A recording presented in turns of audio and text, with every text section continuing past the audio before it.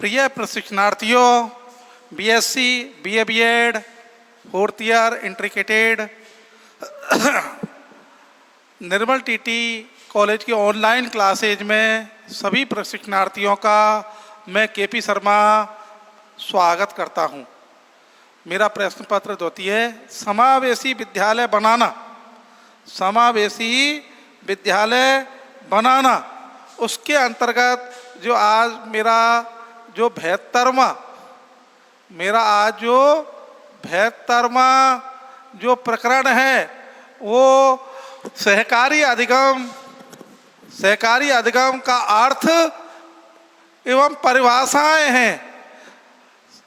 सहकारी जो अधिगम है इसका अर्थ एवं परिभाषा, इसके बारे में मैं आप सभी प्रशिक्षणार्थियों का ध्यान आकर्षित करता हूं। प्रिय प्रशिक्षणार्थियों, देखिए जो सहकारी अधिगम है इसका अर्थ क्या है, इसकी परिभाषा क्या है, इसके बारे में मैं आपका ध्यान आकर्षित करता हूं।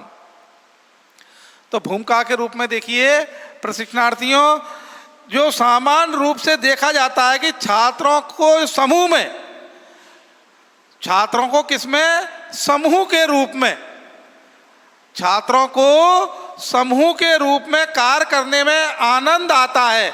आपने देखा होगा छात्रों के समूह का वर्गीकरण कर दिया जाता है, ए ग्रुप, बी ग्रुप, ए ग्रुप और बी ग्रुप, या ए और बे समूह। आपने देखा खेल खेल में अकेला छात्र तो बोरियत फिर भी महसूस करता है, लेकिन समूह के माध्यम से वही छात्र शिक्षण में बहुत ही अधिक रुचि लेता है। सहकारिता आपस में होती है।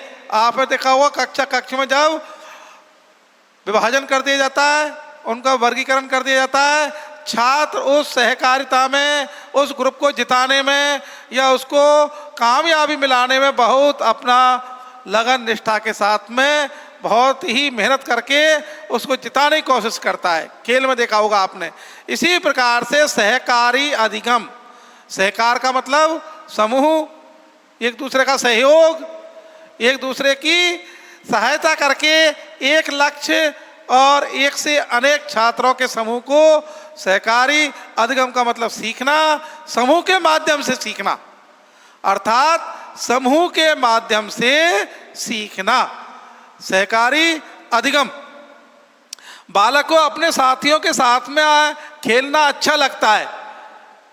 पढ़ना तो अकेला, लेकिन खेलना बालक के लिए अपने छात्रों के साथ में, अपने दोस्तों के साथ में खेलना बहुत ही पसंद होता है।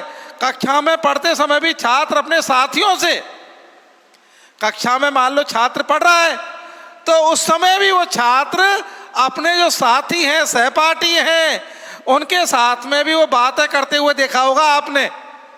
अरे गुरुजी ने क्या बोला, हाँ, वो आपस में कोई ना कोई बात करता रहा। उधर गुरुजी पढ़ा रहे हैं और उधर वार्तालाप चल रही है, क्योंकि एक स्वाभाविक प्रक्रिया है। छात्र जिज्ञासावश है, वो स्वयं नहीं जानता, साथी से पूछता है कि गुरुजी ने क्या कही, अभी मेरा ध्यान नहीं था। हाँ, तो ये सब क्या है, सहयोगात्मक, एक दूसरे की सहयोग करके उसको शिक्षण को प्रभावी बनाया जाता है समूह के माध्यम से, छात्रों के समूह के माध्यम से। मान लो छात्र कक्षा में पढ़ रहा है, उधर गुरुजी पढ़ा रहे हैं, फिर भी वो छात्र काना फूसी एक दूसरे पूछता है, चुपचाप इशारों में बातें करता है। और मनोवैज्ञानिकों का मानना है कि छात्रों को समूह में रह करके, मनोवैज्ञानिकों का मानना है कि छात्रों को कक्षा में समूह में रह करके सहकारी अधिगम को अत्यंत ही प्रभावशाली, महत्वपूर्ण बनाया जा सकता है। जो मनोवैज्ञानिक हैं उन मनोवैज्ञानिकों का ये कहना है कि छात्रों को अकेले के बजाय समूह में, ग्रुपों में डिवाइड करके, बांट करके उनको महत्वपूर्ण एवं प्रभावशाली अधिगम का एक माध्यम बनाया जा सकता है। ये उनका मानना है। और इसलिए वर्तमान में जो अनेक सहकारी जो विधियां हैं वो प्रचलन उनका बढ़ा है। सहकारी जो विधियां हैं, इन विधियों का वर्तमान में बहुत ही अधिक प्रचलन बढ़ा है। शिक्षण की जो विधियां हैं सामूहिक, उनका प्रचलन वर्तमान में बहुत अधिक बढ़ा है, जिसका एक कारण है कि विद्यालय की अनेक प्रकार की सहकारी अधिगम, जो विद्यालय में अनेक प्रकार की सहकारी अधिगम कार्यक्रम होते हैं समूह में। सबसे पहले जो प्रारंभ जो सामूहिक जो होता है वो होता है प्रार्थना सभा। होती है कि नहीं समूह में? सबसे पहले जा करके ग्रुपों में बांट करके छात्राएं एक तरफ, छात्र एक तरफ, और जो प्रेरक हैं वो एक तरफ, उनको डिवाइड कर दिया जाता है और सामूहिक रूप से प्रार्थना सभा कार्यक्रम होता है। राष्ट्रगान वगैरह, देशभक्ति गीत वगैरह जो भी कार्यक्रम है ये सामूहिक रूप से होते हैं। उसके बाद वो कक्षा कक्ष में उनको कह दिया जाता है कि भाई होशियार एक तरफ, कमजोर एक तरफ, छात्राएं एक तरफ, छात्र एक तरफ। ये समूह में डिवाइड कर दिया जाता है, बांट दिया जाता है। किसके लिए? अधिगम को सरल बनाने के लिए, अधिगम को महत्वपूर्ण बनाने के लिए, प्रभावशाली बनाने के लिए ऐसा कक्षा कक्ष में भी किया जाता है। और जो अधिगम संचालन करके छात्रों को अधिगम मार्ग के लिए प्रशस्त किया जाता है। जो नई नई शिक्षण विधियां हैं, इन नई नई शिक्षण विधियों के माध्यम से सामूहिक जो विधियां हैं, उन विधियों के माध्यम से अधिगम का जो मार्ग है उसको सुयोग्य, रुचिकर, सरल और सहज बना दिया जाता है। जैसे छात्रों को खेल खेल में ही गिनती पहाड़े वगैरह ऐसा कार्यक्रम किया जाता है। एक झुंड बोलता है, दूसरा बोलता है, आपस में वो समूह के साथ में पहला एक ग्रुप बोलेगा, दूसरा बी ग्रुप बोलेगा। अब उनको आपस में ही रटंत कराया जाता है समूह के माध्यम से। उसके बाद में कक्षा में जो असंख्य बालक होते हैं, प्रार्थना सभा में देखा होगा, वहाँ कई बड़ी संख्या में बालक होते हैं। उन बालकों के लिए सामूहिक रूप से गतिविधियां की जाती हैं। बच्चे सीखने के एक दूसरे की मदद करते हैं। जो होशियार बच्चे हैं वो पुनः रिपीट करते हैं और कमजोर बालकों के साथ में उनको सिखाने के लिए बार बार में मदद करते हैं, पुनरावृत्ति करते हैं उसकी बार बार में, जिससे कि जो कमजोर छात्र हैं वो सीख सकें। अधिगम को सरल बनाया जाता है, सहज बनाया जाता है, और जो समस्याओं के समाधान एवं कार्य को पूरा करने के लिए एक दूसरे की मदद करते हैं। देखिए, कार्य को सहज और सरल बनाने के लिए समूह के माध्यम से छात्र एक दूसरे की मदद करते हैं, सहयोग करते हैं, और जो समस्याएं हैं उनके समाधान के लिए, समस्याओं के समाधान के लिए वो एक दूसरे की क्या करते हैं? मदद करते हैं। कमजोर छात्रों को सहयोग करते हैं होशियार छात्र। और अधिगम प्रक्रिया को एक जैसी योग्यता के जो बालक का समूह है उसको एक ही उद्देश्यों को पाने का प्रयास करते हैं। उनका एक कक्षा मान लो, एक कक्षा में मान लो हिंदी पढ़ा रहे हैं, हिंदी का एक ही पाठ है, उस पाठ को सभी मिलजुल करके पढ़ रहे हैं। सभी छात्रों का उसमें उद्देश्य एक है। मान लो गुरुजी पाठ नंबर 7 पढ़ा रहे हैं, कबीर वाणी या कबीर के दोहे। अब वो सबका उद्देश्य कबीर के दोहा पढ़ना है, लेकिन छात्रों को समूह के माध्यम से, होशियार छात्र, कमजोर छात्र, छात्र छात्राएं अलग अलग समूह में बांट करके उनको उसके बाद में उनके लिए जिम्मेदारी दे दी जाती है। उसमें जो कमजोर छात्र है उनका ध्यान होशियार छात्र रखते हैं, स्वाभाविक है। उस ग्रुप के माध्यम से, समूह के माध्यम से सबको साथ साथ लेकर के चलते हैं। आपने अंताक्षरी देखी होगी, शनिवार को बाल सभा वगैरह करवाते हैं, उसमें एक ग्रुप और बी ग्रुप। तो एक ग्रुप वाले चाहे उसमें 20 छात्र हैं, लेकिन 20 छात्रों का ध्येय एक होता है। अधिगम ये होता है कि वो अपने उसको अधिगम को सरल बनाने के लिए वो जीतने की कोशिश करते हैं, लक्ष्य को प्राप्त करने की कोशिश करते हैं कि अधिक से अधिक पहले कौन फर्स्ट आए और कौन थर्ड आए। तो ये प्रक्रिया है, स्वाभाविक है। खेल खेल में, समूह में अधिगम जो प्रक्रिया है इसको सरल, सहज और सुलभ बनाया जा सकता है। इसके बाद में बालक समूह बना करके एक दूसरे के उद्देश्य, जो एक ही उद्देश्य हैं, उन उद्देश्यों की प्राप्ति के लिए वो जी जान लगा देते हैं, सहयोग करते हैं। कौन? सभी मिलकर के छात्र। मतलब बी समूह को हराना है तो ए समूह वाले जी जान लगा देते हैं अधिगम को, उसको उद्देश्य को प्राप्त करने के लिए। उद्देश्य को प्राप्त करने के लिए वो सभी छात्र मिलजुल करके क्या बना देते हैं? उस छात्र का सीधा, सरल और स्पष्ट।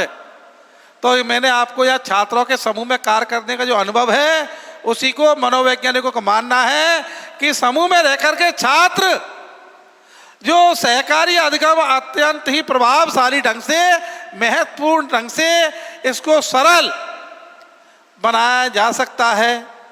इसके बाद में देखिए, जो बालक हैं, सहकारी शिक्षा बालकों की जो शैक्षिक योग्यता है वो समान तो होती है, लेकिन निपुणता हासिल करने में वो एक दूसरे की मदद करते हैं। निपुणता हासिल करने में वो सभी छात्र एक दूसरे की मदद करते हैं, सहयोग करते हैं। यही है सहकारी। और जैसे सुनना है, प्रश्न पूछना है, मदद लेना है, उत्तर देना है, सुझाव देना है, ये सभी क्या है?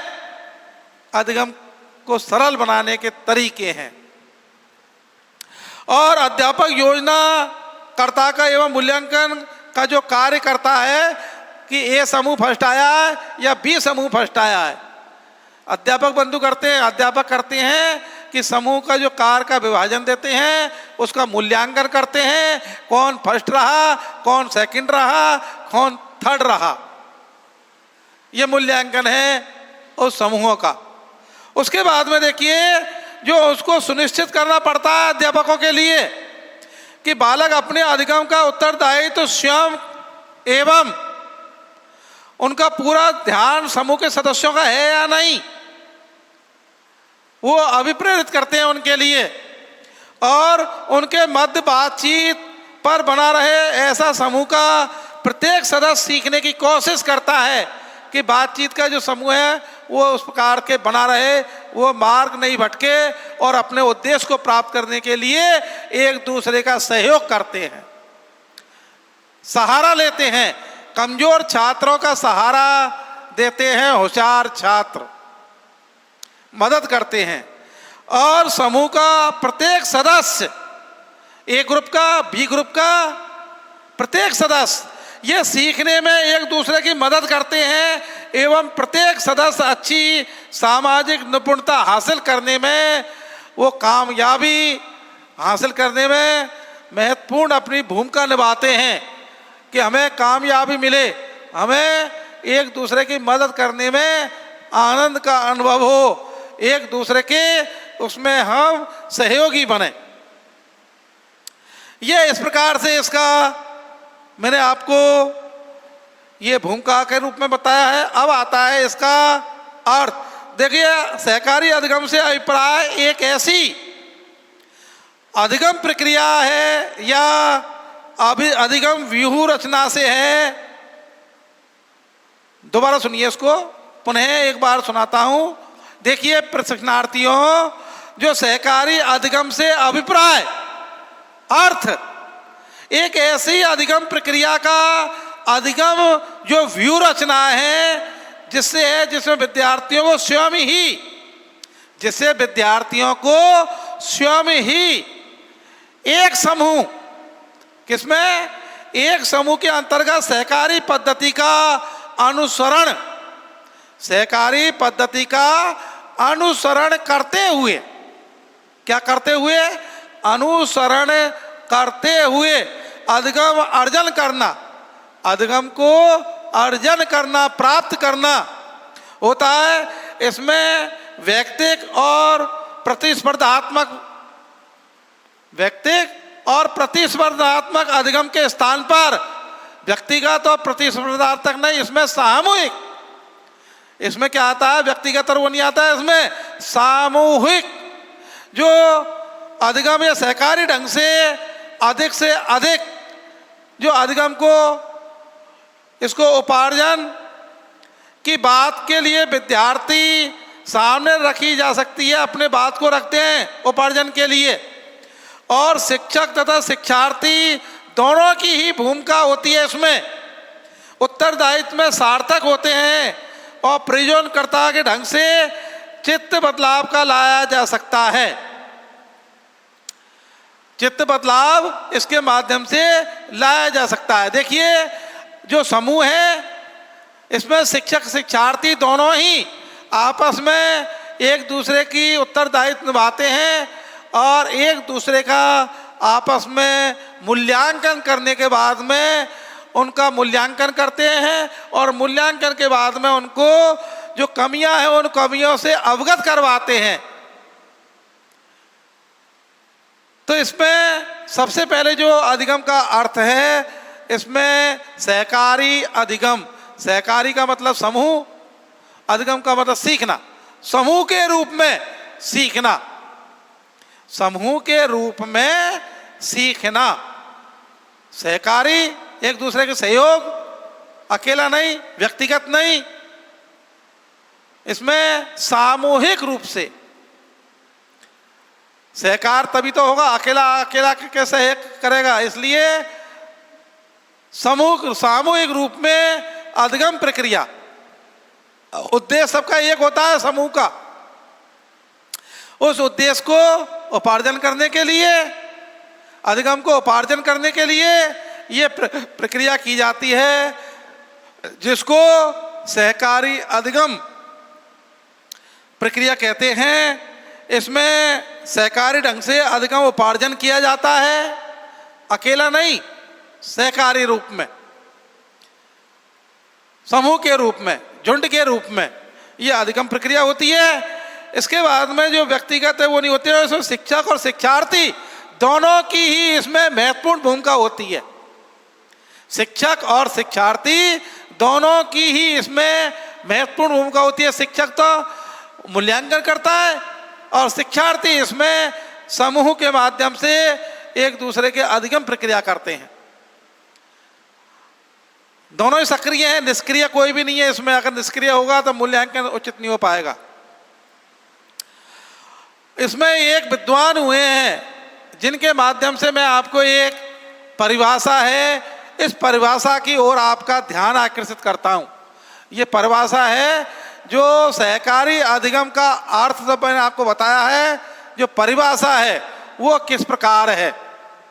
देखिए, प्रोफेसर एस के दुबे के अनुसार, प्रोफेसर एस के दुबे ये शिक्षा शास्त्री हैं जिन्होंने सहकारी अधिगम के बारे में अपने विचार रखे हैं एक परिभाषा के माध्यम से। एस के दुबे के अनुसार, प्रोफेसर एस के दुबे के अनुसार इन्होंने अपनी एक परिभाषा के माध्यम से अपने विचार प्रकट किए हैं। जैसे प्रोफेसर एस के दुबे के अनुसार सहकारी अधिगम का आशय छात्रों, सहकारी अधिगम का आशय छात्रों को समूह में कार्य करने के लिए, व्यक्तिगत रूप से नहीं, समूह के रूप में कार्य करने के लिए छात्रों को समूह के रूप में कार्य करने के लिए तथा उनकी सहयोगी जो प्रवृत्ति है उसका विकास करने में, छात्रों की जो सहयोगी क्या है, प्रवृत्ति है, उसके विकास करने में जो विविध विधियों हैं, विविध अनेक प्रकार की जो विधियां हैं, इन विधियों के माध्यम से, जिनके माध्यम से शिक्षण अधिगम जो प्रक्रिया है इसको प्रभावी रूप से संपन्न किया जा सकता है। ये प्रोफेसर एस के दुबे के अनुसार एक परिभाषा है जिसको मैं पुनः एक बार दोबारा रिपीट कर रहा हूं। देखिए, प्रशिक्षणार्थियों, जो प्रोफेसर एस के दुबे के अनुसार सहकारी अधिगम का आशय छात्रों को समूह में कार्य करने के लिए तथा उनकी सहयोगी प्रवृत्ति का विकास करने में विविध अनेक प्रकार की जो विधियां हैं उनसे है, जिनके माध्यम से, विधियों के माध्यम से शिक्षण अधिगम जो प्रक्रिया है इसको प्रभावी रूप से संपन्न किया जा सकता है। इसमें शिक्षक, शिक्षार्थी और अनुदेशकों के बीच में सहयोग एवं समर्पण की जो भावना है इसको विकसित करने के लिए इसको सार्थक महत्वपूर्ण प्रयास के रूप में माना जाता है। किसको? सहकारी अधिगम प्रक्रिया को। ये प्रोफेसर एस.के. दुबे के अनुसार ये एक परिभाषा है जो आपके लिए मैंने बतलाई है। इसको पुनः रिपीट कर रहा हूं, सहकारी अधिगम का आशय छात्रों को समूह में कार्य करने के लिए तथा उनकी सहयोगी प्रवृत्ति का विकास करने में विविध विधियों से है। देखिए, सहकारी अधिगम का आशय छात्रों को समूह में कार्य करने के लिए तथा उनकी सहयोगी प्रवृत्ति का विकास करने में विविध विधियों से है, जिनके माध्यम से शिक्षण अधिगम प्रक्रिया को प्रभावी रूप से या प्रभावशाली संपन्न किया जा सकता है। प्रभावी रूप से संपन्न किया जा सकता है। ये प्रोफेसर एस.के. दुबे के अनुसार अपने विचार रखे थे। इस सहकारी जो अधिगम इसमें सहकारी अधिगम जो प्रक्रिया है इसमें शिक्षक, शिक्षार्थी और अनुशिक्षकों के बीच में सहयोग, समर्पण की जो भावना है इसको विकसित करने के एवं सार्थक महत्वपूर्ण बनाने के प्रयास के रूप में इसको माना गया है। इनकी विशेष ही भूमिका होती है इसके अंतर्गत। देखिए, इसमें जो सहकारी अधिगम का जो आशय मैंने अभी आपको बताया, इसमें सहकारी जो अधिगम का आशय छात्रों को समूह में कार्य करने, किसमें? समूह के अंदर कार्य करने, समूह के अंदर कार्य करने के लिए तथा उनकी सहयोगी जो प्रवृत्ति का विकास करने में विविध जो विधियों से हैं, जिनके माध्यम से शिक्षण अधिगम प्रक्रिया को प्रभावी रूप से संपन्न किया जा सकता है। ये मैंने आपको एक परिभाषा के माध्यम से, ये इस सहकारी अधिगम की परिभाषा है, इसके माध्यम से आपको अवगत करवाया है। अब इसका जो निष्कर्ष निकलता है वो इसमें शिक्षक, शिक्षार्थी और अनु जो शिक्षक होते हैं, मॉनिटर जैसे, उनके बीच में सहयोग एवं समर्पण की भावना को विकसित करते हुए सार्थक महत्वपूर्ण प्रयास के रूप में इसको माना गया है। किसको? सहकारी अधिगम। किसको? सहकारी अधिगम को। पुनः छात्रों के समूह में कार्य जो अनुभव है, इससे इसका निष्कर्ष निकाला गया है कि छात्रों में जो समूह के रूप में कार्य करने में जो आनंद आता है वो व्यक्तिगत रूप में इतना नहीं आता है, क्योंकि उनका उद्देश्य एक समान होता है। उनका जो उद्देश्य है वो एक समान है, इसलिए उनको कार्य करने में बड़ा ही समूह के रूप में आनंद आता है, न कि व्यक्तिगत। और खेल खेलने में आपने देखा होगा, इनका डिवाइडेड कर दिया जाता है, बांट दिया जाता है, बंटवारा कर दिया जाता है कि ए ग्रुप है, ये बी ग्रुप है, और वो आपस में एक उद्देश्य को प्राप्त करने के लिए, अधिगम प्रक्रिया को सरल बनाने के लिए समूह में रह कर के सीखते हैं। और जो होशियार छात्र हैं वो कमजोर छात्रों की सहयोगात्मक प्रवृत्ति के कारण वो उनका सहयोग करते हैं, उनको आगे बढ़ाने का प्रयास करते हैं और उद्देश्यों की प्राप्ति के लिए वो अधिगम को प्रभावी बनाते हैं। और जो मनोवैज्ञानिकों का मानना है कि छात्रों को समूह में रह करके जो सहकारी अधिगम जो है इसको अत्यंत प्रभावी ढंग से बनाया जा सकता है। जो मनोवैज्ञानिकों का मानना है कि छात्रों को समूह में रह करके जो सहकारी अधिगम है इसको अत्यंत ही प्रभावशाली ढंग से उपयोगी बनाया जा सकता है और उद्देश्यों की प्राप्ति की जा सकती है इसके माध्यम से। देखिए, इसमें वर्तमान में अनेक जो समूह वाली जो विधियां हैं वो प्रचलित हैं। समूह में जो विधियां हैं वो इस समय वर्तमान में बहुत ही अधिक प्रचलित हैं, जिनके माध्यम से विद्यालय की जो अनेक प्रकार की जो सहकारी अधिगम उपागम हैं उनमें संचालन करके छात्रों को अधिगम का मार्ग प्रशस्त किया जाता है। अधिगम का जो मार्ग है इसको प्रशस्त किया जाता है। जैसे छात्रों को खेल खेल में ही गिनती पहाड़े वगैरह, इनको अंताक्षरी वगैरह, इनको दोहा चौपाइयाँ, इनको आपस में डिवाइड करके बाल सभा के रूप में, समूह के रूप में इनको सरल बनाया जाता है। देखिए, ऐसे कक्षा में जहाँ असंख्य बालक होते हैं जिनकी संख्या सीमित नहीं है, वहाँ ऐसे बच्चों के लिए सीखने में एक दूसरे की मदद करते हैं। होशियार छात्र कमजोर छात्रों की सीखने में मदद करते हैं और समस्याओं का समाधान को पूरा करने में, जो कमजोर छात्रों के साथ में जो समस्याएं हैं इन समस्याओं को पूरा करने में एक दूसरे की सहयोगात्मक प्रवृत्ति होती है, एक दूसरे का सहयोग करते हैं और सहयोग के माध्यम से वो छात्र एक दूसरे की समस्याओं को समाधान करते हैं।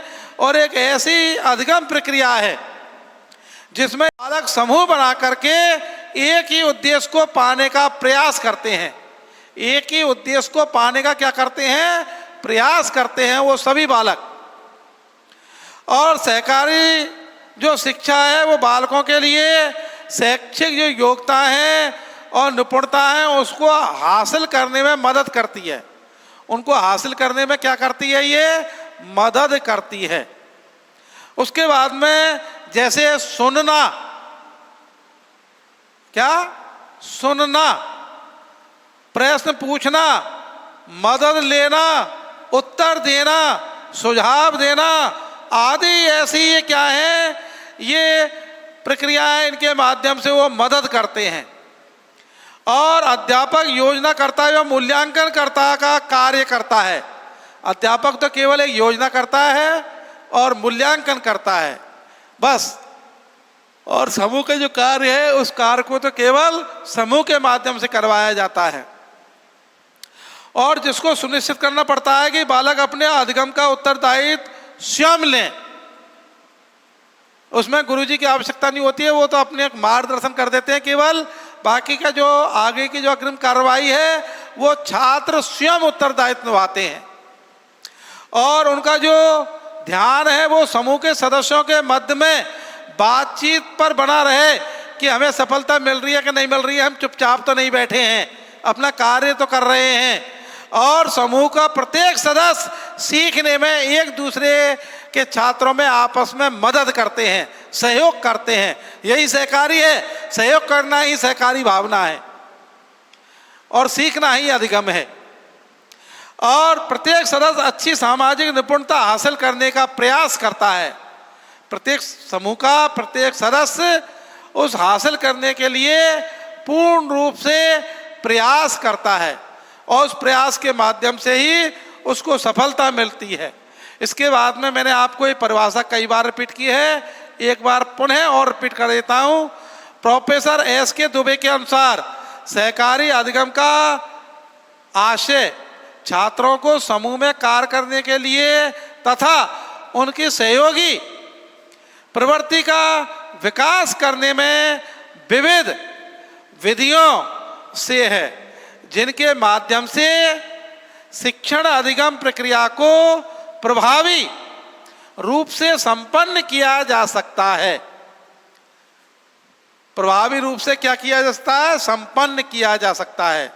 शिक्षक, शिक्षार्थी और अनुचित शिक्षकों के बीच में सहयोग एवं समर्पण की भावना को विकसित करने में एवं सार्थक महत्वपूर्ण प्रयास के रूप में उनको माना गया है। इसके बाद में मनोवैज्ञानिक छात्रों को समूह में रह करके सहकारी अधिगम को ये अत्यंत ही प्रभावशाली ढंग से बनाते हैं और खेल खेल में ही ये आपस में एक दूसरे को सिखाने का प्रयास करते हैं, खेल खेल में ही। इस प्रकार से ये मैंने आपको सहकारी अधिगम का अर्थ एवं परिभाषाएं इसके माध्यम से इसको मैंने प्रभावी बनाया है। देखिए, सहकारी अधिगम का अर्थ बता दिया, परिभाषा बता दी, अब इसका जो निष्कर्ष है वो भी बता दिया। शिक्षक शिक्षार्थी अन्वेषकों के बीच में इसमें सहयोग समर्पण की भावना का विकास करने में सार्थक महत्वपूर्ण प्रयास के रूप में माना गया है। ये अब समय की बाध्यता को देखते हुए मैं मेरे प्रकरण को, इस टॉपिक को यहीं विराम देता हूँ। इसके लिए आप सभी का पूर्ण रूप धन्यवाद।